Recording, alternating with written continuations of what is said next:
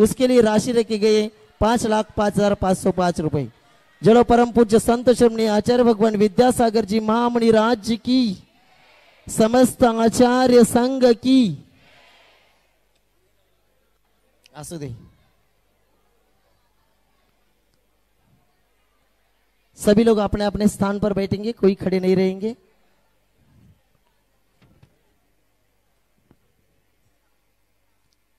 आज के दिन शास्त्रदान करने के लिए हम यहाँ निमंत्रित कर रहे श्रीमन शेठ मानचंद जी सोनी, अजमेर का परिवार, निर्मल चंद जी, सुशील चंद जी, सुदर्शन जी, प्रमोद जी, सुकौशल जी, सोनी परिवार अजमेर निवासी, ये आएंगे और आचार्य को शास्त्रदान करेंगे।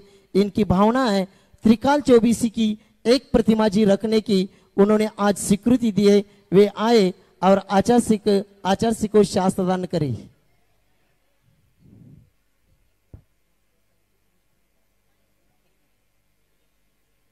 बोल दी मानचंद जी सोनी अजमेर परिवार, सभी परिवार आएंगे। त्रिकाल चौबीसी की एक प्रतिमा जी विराजमान करने का इन्होंने भाव रखा है। निर्मल चंद जी, सुशील चंद जी, सुदर्शन जी, प्रमोद जी, सुकौशल जी, सोनी, समस्त सोनी परिवार अजमेर निवासी, सुहास, सुनील, सुरेश बाबू इजारे, हुलगी, जिला कोप्पल कर्नाटक निवासी, इन्होंने भी आज के दिन एक संस्कृत जिनालय 3,51,000 रुपए की राशि की यहाँ स्वीकृति दिए। वे भी आएंगे को शास्त्रदान। पल्लू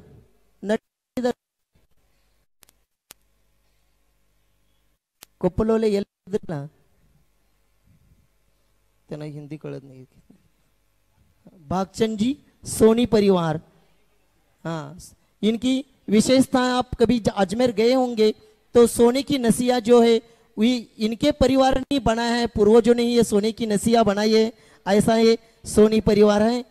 आदिनाथ दिगंबर जैन मंदिर, नॉर्थ ईदगाह अगना, इन्होंने भी संस्कृत जिनालय की एक वेदी 1,11,111 रुपए की दान राशि की स्वीकृति दिए। वे भी आए और आचार्य को शास्त्रदान करें।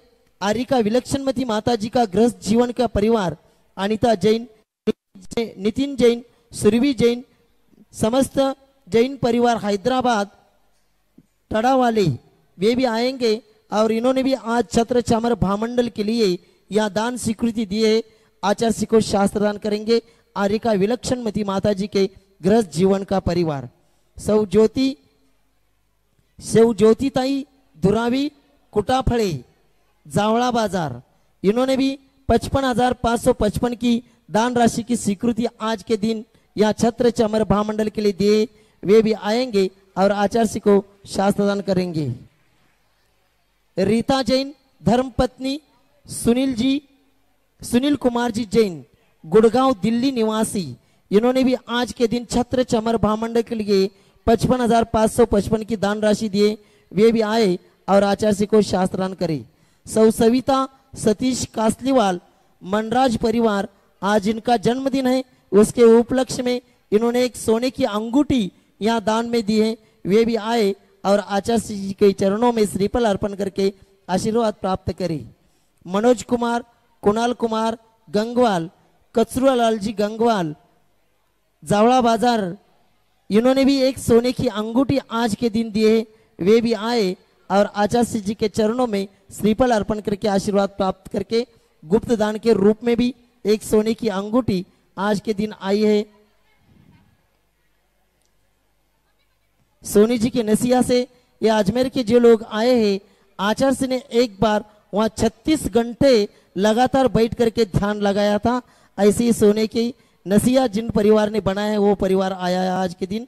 श्रीमान विपुल कुमार लक्ष्मीचंद्र जैन ब्रह्मचरी, सुषमा दीदी उज्जैन परिवारजन, इन्होंने भी यहाँ दान स्वीकृति दी। वे भी आएंगे और आचार्य जी के चरणों में श्रीफल अर्पण करके आशीर्वाद प्राप्त करेंगे। नड्री, हाँ सुहास नड्री निम्दा हाथी नोड़कदा नड्री बरीरी ಎಲ್ಲಿದ್ದಾರೆ ಬಾಕಿದವರು ಎಲ್ಲಿದ್ದಾರೆ ನಡ್ರಿ. हाँ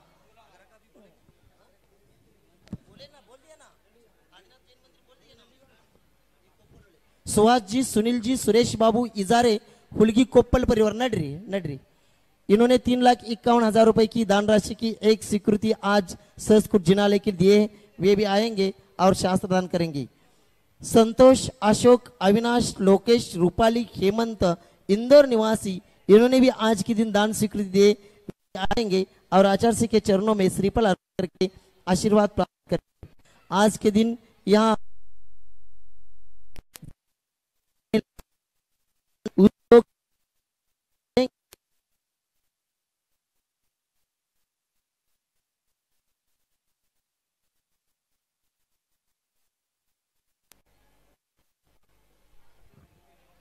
हाँ एक मिनट प्रेमचंद जी जगजीवन एवं मनीषा जगजीवन लातूर निवासी, इन्होंने इसके पहले 11,11,111 रुपए की कलश की दी थी। वे आज आए हैं, वो परिवार से आए और आचार्य शास्त्र दान करे।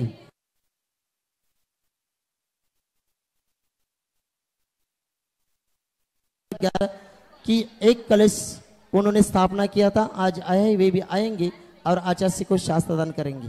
पूजन प्रारंभ करो। पूजन चलो करा। मेरा आपकी कृपा से सब काम हो रहा है। मेरा आपकी कृपा से सब काम हो रहा है। करते हैं मेरे गुरुवर, मेरा नाम हो रहा है। मेरा आपकी कृपा से सब काम हो रहा है। ओम रूम श्री आचार्य विद्यासागर, ओम रूम परम पूज्य श्री आचार्य श्री जी के चरणों में हम झुका रहे अपना माता। जिनके जीवन की हर चर्या बन पड़ी स्वयं ही नवगाता। जय नागम का वह सुधा कलश जो बिखराते हैं गली गली। जिनके दर्शन को पा करके खिलती मुरझाई हृदय कली। ओम रूम परम पूज्य संत शरणी आचार्य भगवान विद्यासागर जी महामुनि अत्र अवतरति आह्वाननम अत्र तिष्ठतिष्ठट स्थापनम अत्र सन्निधोठ स्थापनम सन्निधिकरणम। संसार विषयों में पढ़कर मैंने अपने को भरमाया। इस राग द्वेष की वैतरणी से अब तक पार नहीं पाया।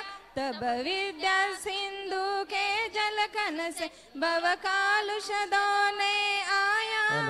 आना जाना मिट जाए मेरा, यह बंध काटने आया हूँ। ओम रूम परम पूज्य संत शरणी आचार्य भगवान विद्यासागर जी महामुनिंद्राय जन्म जरा मृत्युनाशनाय जलम निरूपामिति स्वाहा। क्रोधानल में जल जल कर बना सर्वस्व लुटाया है।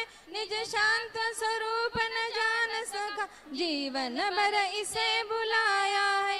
चंदन सम शीतलता पाने अब शरण तुम्हारी आया हूँ। संसार ताप मिट जाए मेरा, चंदन वंदन को लाया। ओम रूम परम पूज्य संत शरणी आचार्य भगवान विद्यासागर जी महामुनिंद्राय संसार तापिनाशनाय चंदनम निरूपामिति स्वाहा।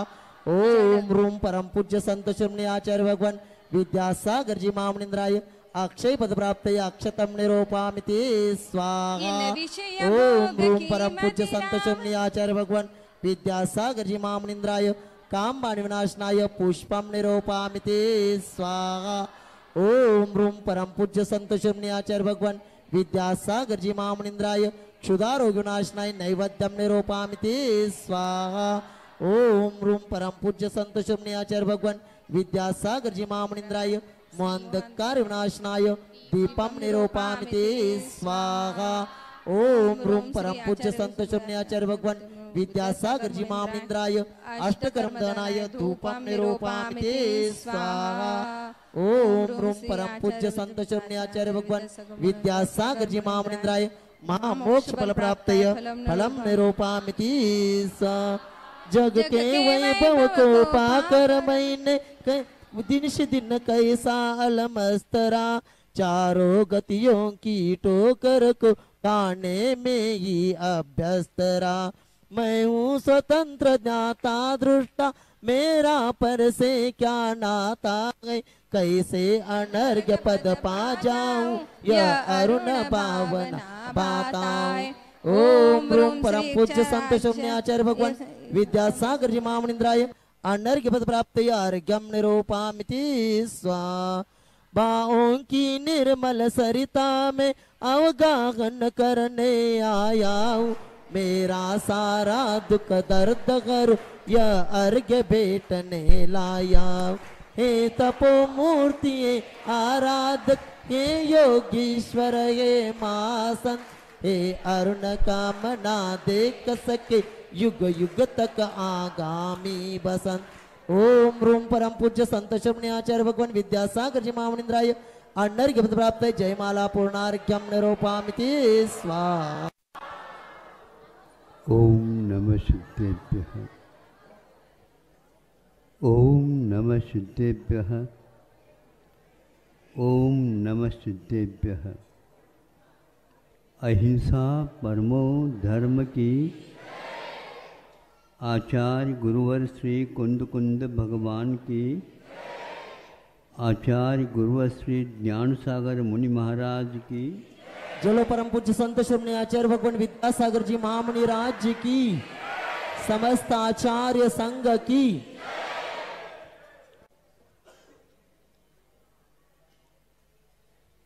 आप लोगों को एकाध व्यक्ति को भी मैं नहीं मानता कि इससे आप अपरिचित हैं। सब लोगों को ज्ञात है, भारतवर्ष को ही ज्ञात है, अड़ोस पड़ोस के देशों को भी ज्ञात है।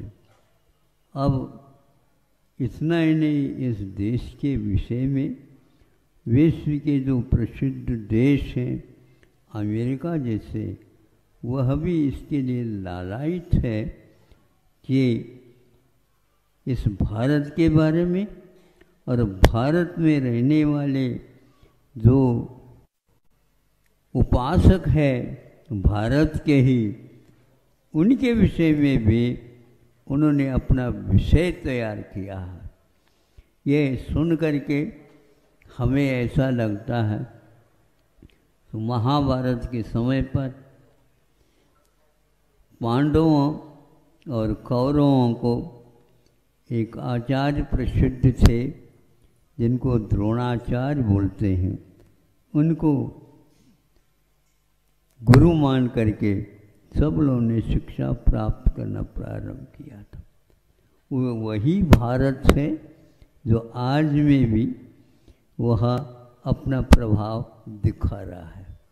उसका एक प्रसंग कि सबको वहाँ पर समर्पित होकर के विद्या अध्ययन के लिए भर्ती कराया जा रहा, और उसके साथ साथ कौरव और पांडव सब मिल करके, ये भले ही पार्टियाँ हो, यूँ कहो पक्ष विपक्ष में विभाजित हो, लेकिन इस कार्य के लिए तो सब एकमात्र राष्ट्र का ही पक्ष रखते थे।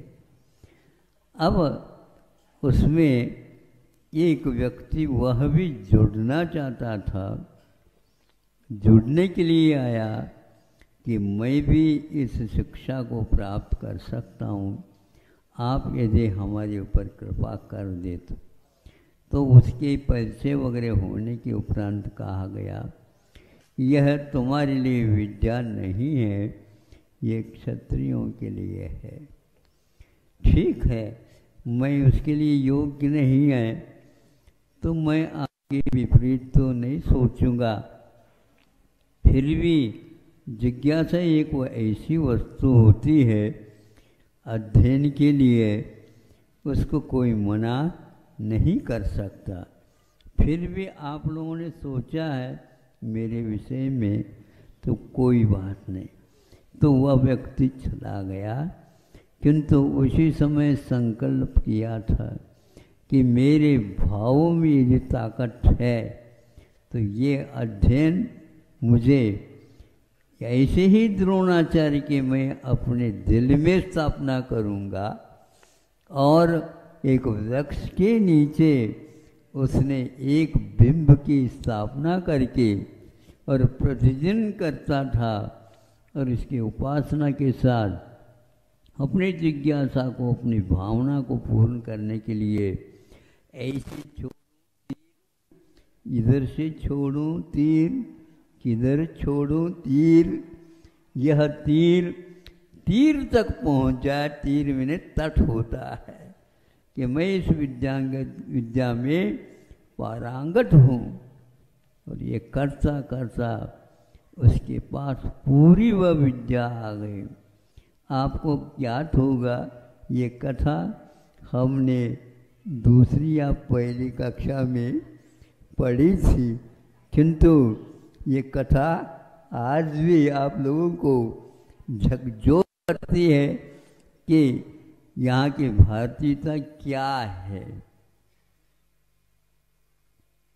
कोई व्यक्ति धर्म का पालन करना चाहता है तो उसके लिए मार्ग यहाँ पर कभी अवरुद्ध नहीं था और नहीं है, किंतु पात्र के अनुसार ही सब कार्य होना चाहिए।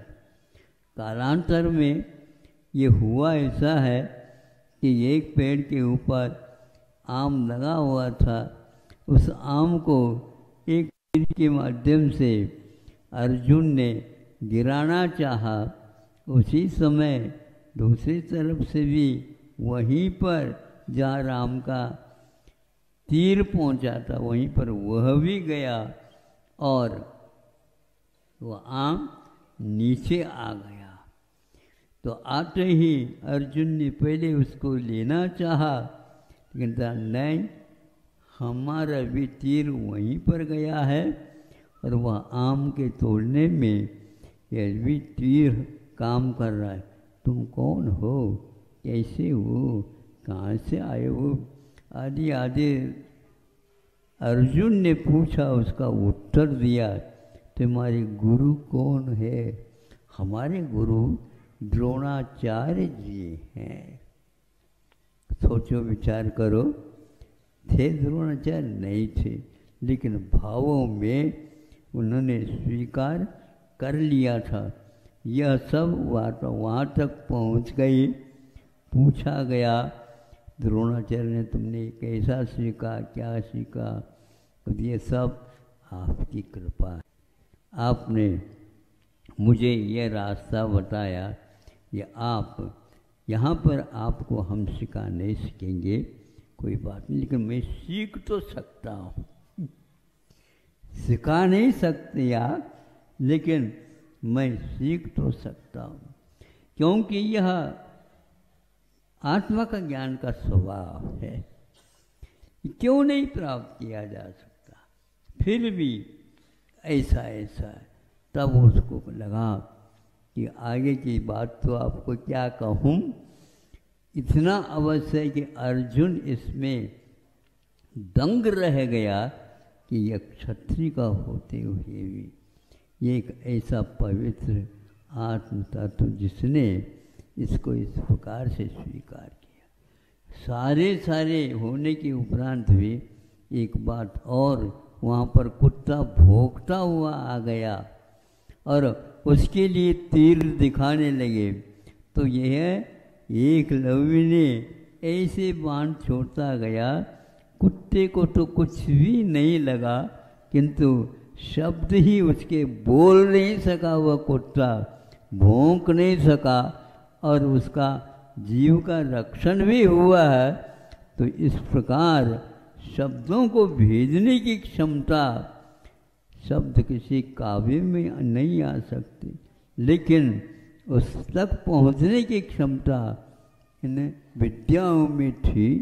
ऐसे विद्याओं से, ऐसे शिक्षण चिकित्साओं से प्रभावित होकर के ही आज भी वो अमेरिका जैन तत्व विज्ञान, भौतिकी और और औषधि क्षेत्र में, शिक्षा के क्षेत्र में, और आहार की पद्धति के क्षेत्र में उपवास आदि क्यों करते, क्या करते हैं, इसके बारे में भी 450 करोड़ रुपए का व्यय करने का संकल्प लिया। मुझे इसको कह करके इसलिए प्रसन्नता होती है कि जैन तत्व क्या है, यह आज एक जिज्ञासा का विषय बन चुका है। आप लोगों को सोचना चाहिए, आप कमा करके और उसको गाड़ करके रखना चाहते हो, लेकिन ऐसी गड़ाई के साथ करो जो हजारों वर्ष के बाद में भी वह जीवित रहे। और भारतीयता क्या थी इसको सामने ला सके, किंतु समय के अनुसार परिवर्तन अनिवार्य होता है, इसको कोई रोक नहीं सकता। यह वही भारत है जहाँ पर अतीत में ऐसा कार्य हुए हैं, किंतु वर्तमान में उस साहित्य को, उन कलाओं को सुरक्षित रखने का भी दायित्व तो हमारा होता है। अपने आप काल के माध्यम से उसमें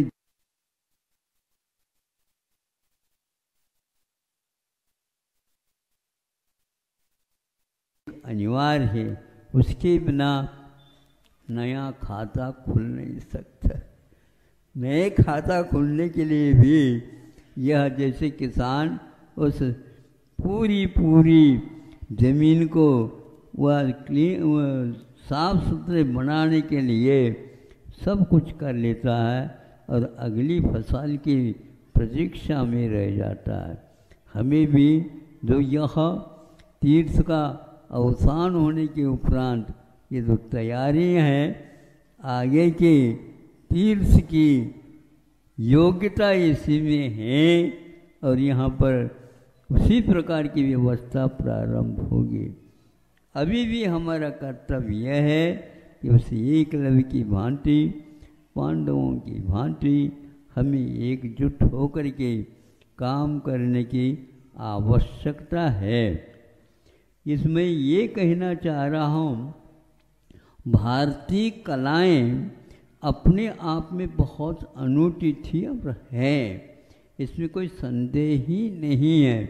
उसके अपेक्षा से एक कलाकार ने या दोहा लिख करके ये बताने का प्रयास किया है, कला 72 पुरुष की जामे 2 सरदार, एक जीव की जीविका, एक जीव उद्धार। ये दोहा हमेशा हमेशा आप लोगों को सामने रख कर के काम करना चाहिए। इसमें सब कुछ कहा उन्होंने, 72 हम बता तो रहे, लेकिन मुख्य तो 2 ही हैं।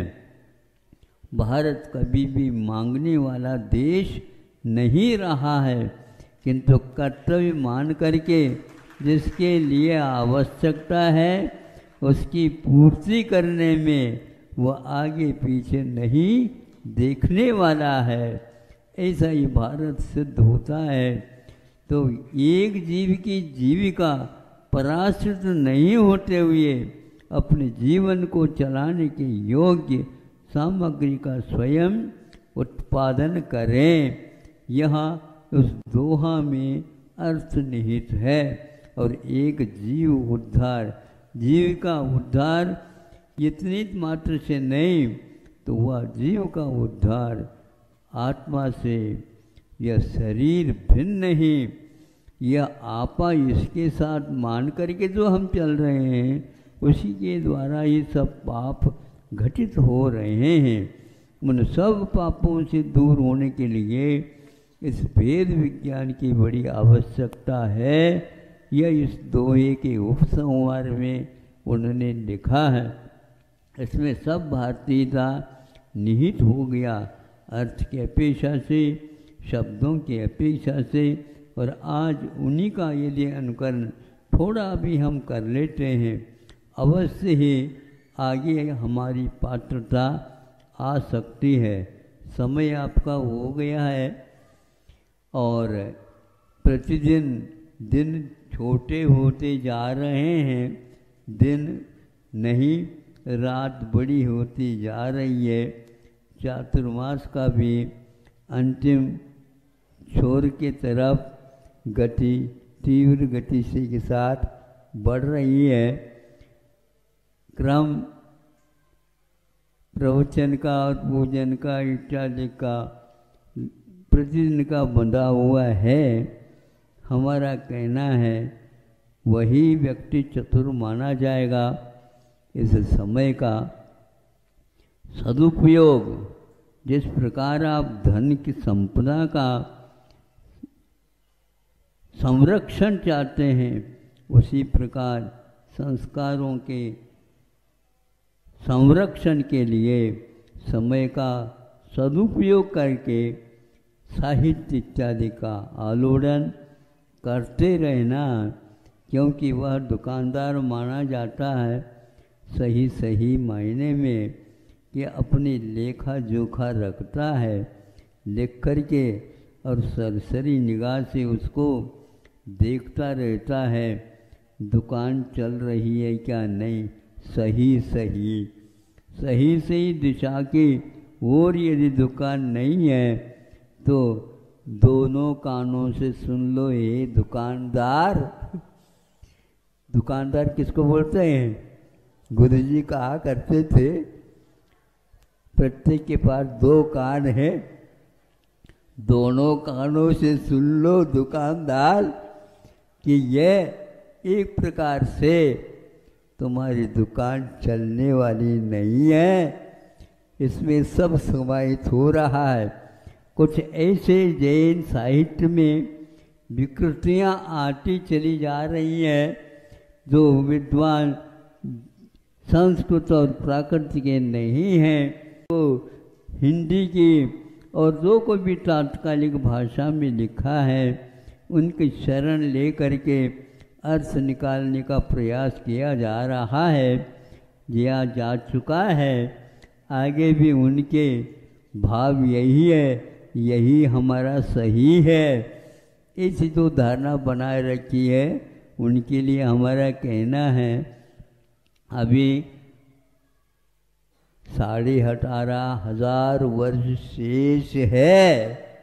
अभी आप अवसान की बात करो, अब की बात करो और उसके संरक्षण में जैन समाज को लगे रहना है, क्योंकि अमेरिका जैसे राष्ट्र के सामने ये साहित्य अवश्य ही काम करेगा और संस्कृत और प्राकृत के बारे में भी जीवित रह करके उसको हम अच्छे ढंग से सुरक्षित रख सकें, आचार्यों का परिश्रम उपयोग में आ सके और हम उसका सदुपयोग करके सद्गति की पात्र बन सकें।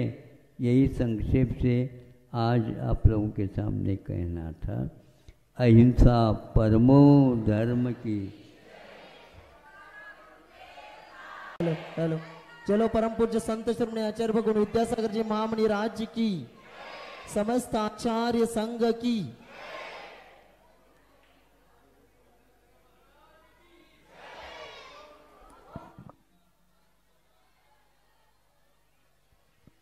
Hello hello hello check, hello hello hello.